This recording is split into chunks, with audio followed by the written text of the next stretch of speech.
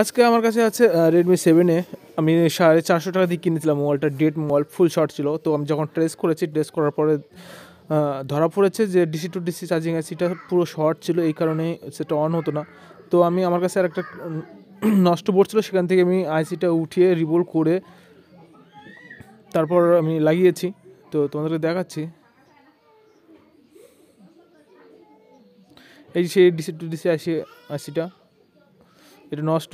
আর এই বোর্ড থেকে আমি চার্জিং আইসি রিমুভ করেছি, ঠিক আছে। বল রিবোলিং করেছি ইউনিভার্সাল দিয়ে, ঠিক আছে। করার পর সেটটাকে লাগিয়ে অন করেছি, যে ভাবছি না এটা কিছু বিক্রি করে টাকা ইনকাম করব। তো যখন এটা অন হয়েছে তখন এই নুন আনতে পান্তা পুড়িয়ে গেছে। তোমাদেরকে দেখাচ্ছে।